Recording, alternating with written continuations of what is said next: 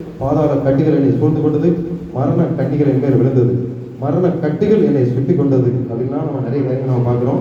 ஆனால் கூட சங்கீதக்காரன் தாவீது சொல்லக்கூடிய ஒரு வார்த்தை என்னன்னா, என் பலனாகிய கர்த்தாவே உம்மில் அன்பு கூறுவேன்.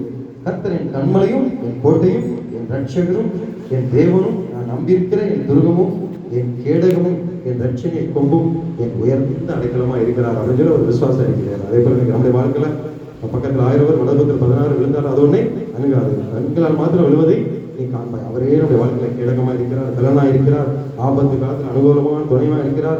எனக்கு அவரே நோக்கி நம்ம பார்க்க வேண்டும். பாதாள கட்டுகள் நம்ம சூழலாம், மரண கண்ணிகள் நம்ம வரலாம், ஏன் இந்த உலகத்துல இருக்கும் அப்படிங்கிற அளவுக்கு கூட பல விதமான போராட்டங்கள் வரலாம்.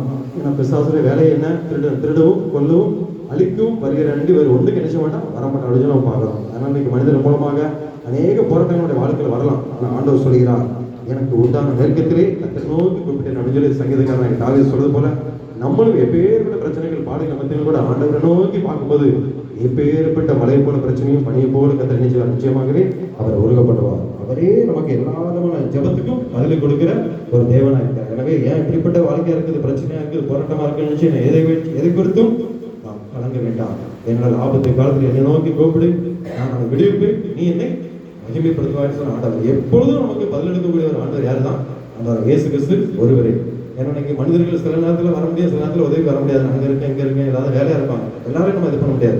ஆனால் ஆண்டவர் பாருங்க, ஆபத்து காலத்தில் நம்ம கூப்பிடும் பொழுதெல்லாம் நமக்கு உடனே பதில் கொடுக்கிற தேவன். நம்மளை நிரூபணம் ஆகாமல் இருப்பது அவருடைய கிருபை, அவருடைய சுத்த கிருபையா இருக்குது. எனவே இம்மட்டும் உதவி நைபரேசர் இனிய நம்முடைய வாழ்க்கையில் அவர் பெரிய கரவை செய்வார். அதை எப்பொழுதும் ஆண்டவரே நோக்கி நான் நினைச்ச வேண்டும், நான் பார்க்க வேண்டும். இப்பொழுதும் கூட ஒரு சில காரியங்களுக்காக நான் ஜெபித்து அருமையான தேவனுடைய ஊழியக்காரர்களுடைய கையில் நான் கொடுக்க விரும்புகிறேன். இப்பொழுதும் ஒரு